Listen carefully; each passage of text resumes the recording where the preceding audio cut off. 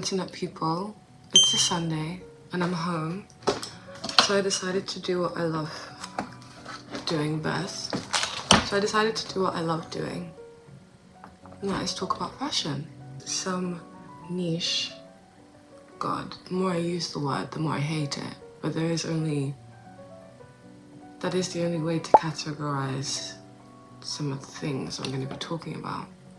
But yeah, cool it girl brands or stores that you should shop at if you want to shop my style. Think of it as the it girl blueprint. Everyone wants to know, what do I have to buy to become it? There's nothing you can buy to become it, but it doesn't hurt to have a place where you can go to find things that inspire or inform your future fashion choices. Disclaimer, I've never shopped at these shops apart from one, and that's because I live for being cheap and cheerful, and I think that my style thrives under the pressure of having a limited budget. It is a choice. Is it? You guys will never know. But I very much resonate with these shops and stores, or what I see of them online. Ignore my nail. I've written it all down in my girly gothic renaissance notebook. So let's get started. Number 1, Nhogirl. If I look down, it's because I'm reading my notes. Nhogirl is an appointment-only shop boutique in Amsterdam, founded by Amy Pham T. I really hope I'm not butchering the pronunciation, but they are very like exclusive, niche, curated vintage store that operates on appointment only. You need a password to get access to the drops on their website, which just further ties into that idea of luxury and exclusivity. But it's very affordable because it's sustainable, so a lot of the things are pre-loved or vintage. I would describe their aesthetic as very clean, simple, sophisticated, and their whole marketing strategy is completely filterless. So there's no filters, there's no fluff. It's just a curated supercut of basic outfits that slay. Basic well-fitted outfits that slay. I believe the founder was inspired by the gap in the market, finding clothes for girls who are shorter, because I think no girl means petite, cute girl or something like that. But now all the girlies shop there, so I think that's very clever. I never went there when I visited Amsterdam, but the next time I visit Amsterdam, I will go there and I will see. But from what I do see, I think a lot of their allure is how they style these pieces rather than the pieces themselves, though some of these pieces are extremely extraordinary. Amazing, amazing. We're definitely starting off strong. I love that. Chef's kiss. Shop number 2 is definitely a world-renowned designer brand at this point, but it still operates in an underground space for some reason. Not everyone knows about it, but once you get to know, you can't like unsee its influence.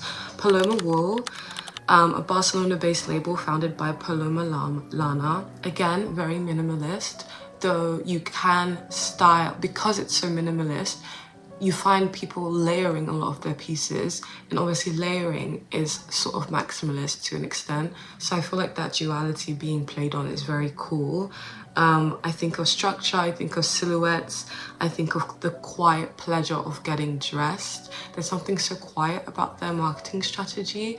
It's again, no fluff, very clean. A completely different vibe than Nhogirl. It's more coastal, obviously, because Barcelona is on the beach. And the campaigns, I describe them as cool, calm and collected, and I think that's the very essence of the brand. When you wear the clothes, you feel cool, calm and collected, but you will stop people and you will turn heads in the designs. And obviously one of the biggest things about being an it girl is about being sustainable and enjoying fashion without, you know, feeding into the beast and the machine. Though controversial as it might sound, true it girls care more about self-expression than the trendiness of sustainability. Though everything here is pretty much sustainable. Most, if not all. Number 3, my personal favorite. I would say this brand is like a thought daughter of mine in the cosmic realm. Even though I have no personal affiliations with the owner, apart from the fact that she likes some of my comments on TikTok, as she does everyone, so I'm not really special. ShopYotts. Gabrielle recently visited the store and I had this video in the archives for a while, and her visiting the store is what made me open my books. It's a boutique in London, Brick Lane, founded by Yachty Wilkinson, an OG Depop girlie. I used to follow her back when I was convinced I was gonna become a famous Depop seller. She did the damn thing. I describe this vintage shop as heaven on earth. The storefront is so inconspicuous. I believe it's just this brown, unassuming building amongst other very vibrant buildings. But if you know, you know. I would say it's edgy, it's a mood-driven store. I think the curation is moody, it's very character. I think it's the shop you go to when you want to dress like your thought daughters. It gives me the Morticia Adams of vintage stores. It's very cool, it's very niche, and yeah, I don't know. I think it's my favorite shop out of all the ones. Ugh, maybe. If there was a shop that I wanted to burn all my cash in, it would be this place, ShopYotts. She's so cool. And again, great place if you're looking to expand your music taste. They choose really good sounds, good music on their TikTok. Next store, I'm not too familiar with, but in my recent online surfing, I came across Nhogirl. For those of you who don't know, I bought this bag from this New York brand on Vinted, and it's an old bag, but it's interesting that I found it during the time that their studded Franca bag became famous. I think that's what Nhogirl is most known for in mainstream media, but it's so much more. It's owned by Claudia and Siana Durrani. Again, apologize if I'm butchering the names. I'm putting them on the screen because what you guys have done is amazing. It's the Cuban word for twins. It's based in Barcelona. It's inspired by their travels, and you can definitely see that there's an amalgamation of influences for each garment. It's coastal, but I can see the Moroccan influence. I can see the Mediterranean influences. It's very cool. It's very similar to Paloma wool in the sense that it has those coastal designs, but it's distinct in its most notable pieces. They understand the assignment. I think what all of these brands and shops are understanding the most is that it's not quite luxury, less is just more. Being able to express yourself to the fullest by being efficient and saying the least is the luxury, and it's very chic. I would say it's serene and girly, but also neutral and androgynous sometimes, because they have ruches and stripes and studs and holes, and I just thought it would be a good thing to know. I love putting my hair in my glasses. Next, everybody knows about Peachy Den. Peachy Den in London, the Romy dress. I would say that the Peachy Den brand is really cool because it's more cosmopolitan than the other ones that I've mentioned. There's something very London about it. It's slightly preppy. It's founded by Isabel Weatherby. They have a zero waste policy. Again, very cool to be resourceful. There's not really much to say about this brand. I feel like the more famous a brand or shop is, the less I have to say about it, because its reputation speaks for itself in a way, but it's definitely an honorable mention. The penultimate shop that I'm going to be talking about is probably neck and neck with me with ShopYotts. It is the Grotesque Archive in New York.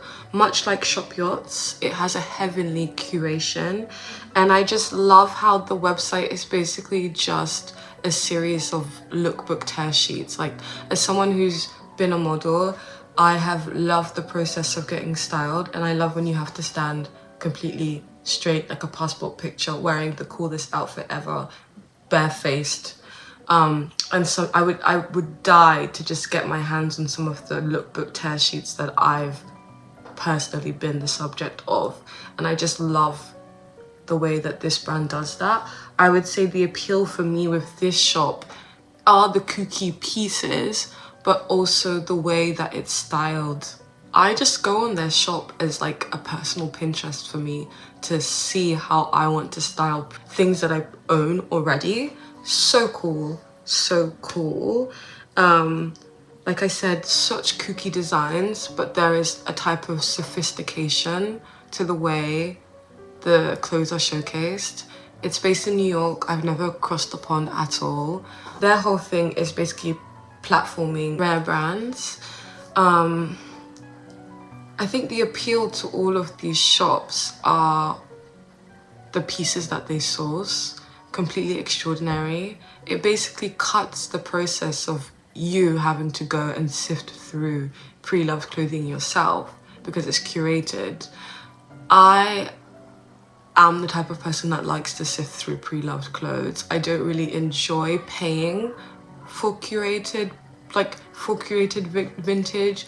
Obviously, if I stumble across something in these stores that I absolutely cannot walk away from, I will do it. But I prefer being the one to sift through the wastelands. As I was speaking, another vintage store that is beautifully curated came to mind, and basically I'm not going to share it. If you guys want to know that one, show this video some love and I will probably make a part 2.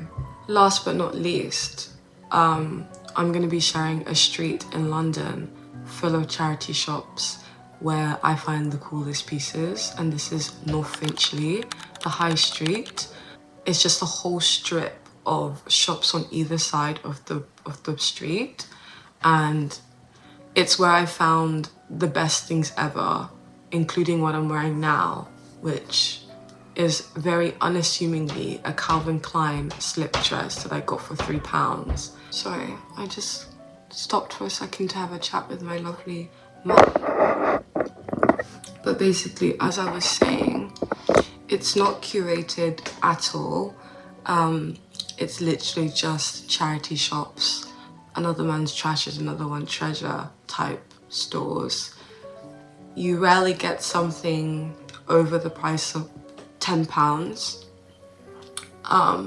And if you do, it's probably brand new with labels. Sometimes you find things that, you know, a vintage curator would probably poach for their own stores. So there are those triumphant things. Like, I don't know how to explain it. There's something that just gets under my skin just a tiny bit, or feels a little bit lazy about having somebody do the work to find a rare piece. I don't really want to go on and on about the cons of curated stores because I am recommending these stores to you guys. There will be a part 2. There could be a part 2 if you guys enjoy this kind of content. That's all I have for you guys today. Thank you for coming to my TED Talk.